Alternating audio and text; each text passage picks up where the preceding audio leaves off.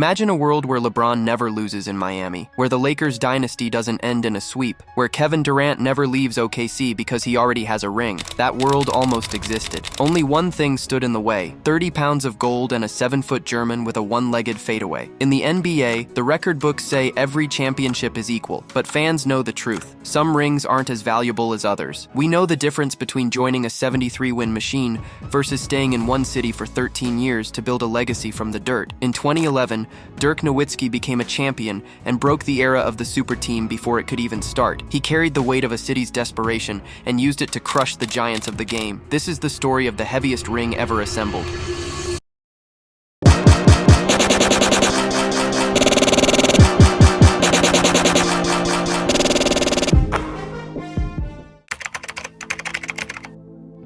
The 2011 Mavericks started their run in a hole, not because of their record, but because of their reputation. By Game 4 against Portland, that reputation looked permanent. Dallas was up 23 points in the fourth quarter. They had the Blazers dead. Then Brandon Roy dropped 18 in the final frame to snatch the game away. In any other year, that's where the Mavs fold. But Dirk Nowitzki decided to stop playing with his food. He became an efficient monster. Dirk finished the series averaging 27 points on 45, 44, and 89% shooting splits. In a physical first-round grind, he was hitting nearly half of his threes while carrying the entire scoring load. In the Game 6 clincher, he walked into Portland's arena and put up 33 points to end the comeback talk for good. Dallas survived, but the reward was a date with the two-time defending champions. Kobe Bryant and the Lakers were waiting. In 2011, the Los Angeles Lakers were the two-time defending champions, fresh off 3 straight finals appearances. They had Kobe, Pau, and the winningest coach in history. The consensus was that they would absolutely destroy Dallas. Instead, they ran into a man who would not be denied. The Mavericks dismantled LA and completely broke them mentally. In Game 1, Dallas erased a 16-point deficit to steal a win at Staples Center. They won Game 2, and by Game 3, Dirk Nowitzki was playing like a man who had seen the future. He dropped 32 points on 12 of 19 shooting, hitting absurd, contested fadeaways that made the Lakers look hopeless. Then came Game 4. Dallas put up a shooting performance for the ages. They hit 23 pointers, tying the playoff record at the time. Jason Terry went 9 of 10 from deep, and Peja went 6 of 6. By the second quarter, the Mavs bench was outscoring the Lakers' entire team. The frustration turned ugly. Andrew Bynum and Lamar Odom were ejected for flagrant fouls that looked more like assault than basketball. The Lakers were falling apart. The game ended in a 36-point blowout, the second worst playoff loss in Lakers history. For the first time in 21 postseasons, Phil Jackson was swept, and the Kobe Pau dynasty was officially buried. The Mavs had just deleted the defending champs from the bracket in 4 games.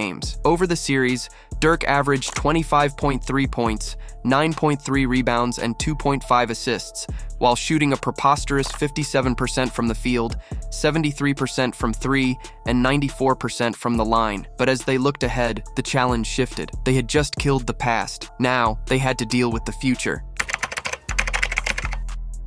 If the Lakers were the ghost of the past, the Oklahoma City Thunder were the terrifying shape of the future. It was a generational collision. On one side, the Mavericks, a starting lineup with an average age of 32. On the other, a Thunder core that would eventually produce 3 MVPs. Kevin Durant was 22. Russell Westbrook was 22. James Harden was 21. They were faster, they were more athletic, and they were supposed to be too much for Dallas to track. But Dirk Nowitzki responded by breaking the box score. In Game 1, Dirk delivered what many consider the most efficient scoring masterpiece in playoff history. He scored 48 points, and he did it on only 15 field goal attempts. Dirk went 24 for 24 from the free throw line, setting an NBA record for the most makes without a miss in a playoff game. He finished the night with an insane 93.9% true shooting percentage. The young Thunder tried everything. They threw different defenders at him. They doubled him. They fouled him. It didn't matter. Dirk averaged 32.2 points for the series on 55.7% shooting. In Game 4,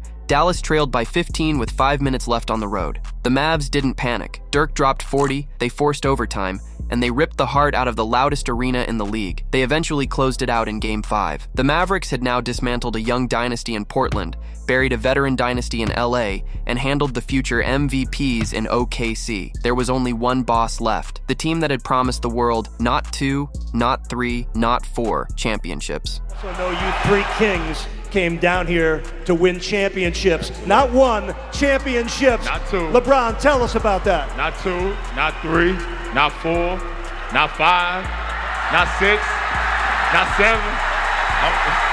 The weight of the ring was now at its peak, and the world was waiting for Dallas to finally drop it.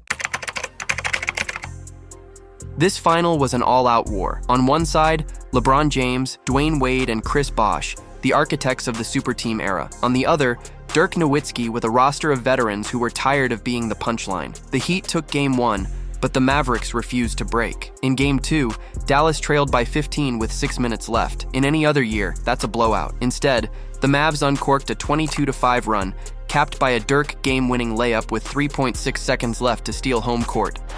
7 to shoot. Nowitzki drives, goes underneath, lefty layup, banks it in with 3.6 remaining. Miami out of timeouts, trailing by 2. James back to Wade. Wade puts it up for the win. Off the mark, and Dallas has tied the finals with one of the most incredible comebacks in NBA Finals history. The Heat responded with a Game 3 win, and Dirk missed a potential game-tying shot at the buzzer. Now lobs it to Dirk against Haslam. On the move, spins left, steps back from 18, hits the heel of the rim, it bounces away, and Miami has won the game and has taken a 2-1 lead in the NBA Finals. But then came the turning point, the flu game. The trainer comes in and says, "Dirk's sick." "Huh? Sick? What do you got?"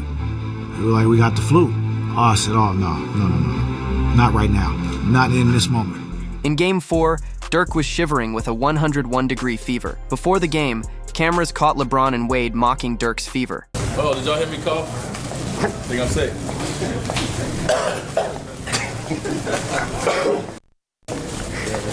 It was a fatal mistake. Dirk responded by scoring 10 of his 21 points in the fourth quarter of Game 4 to tie the series, then led a balanced attack in Game 5, where Jason Terry and JJ combined for 38 points to put Miami on the brink. In Game 6, the deal was closed. Jason Terry went nuclear for 27 points off the bench. Dirk struggled early but finished with 21 and 11, and when the buzzer sounded on Miami's home floor, the super team was dead. Dirk Nowitzki was named Finals MVP, averaging 26 points, 9.7 rebounds, and 2 assists per game for the series.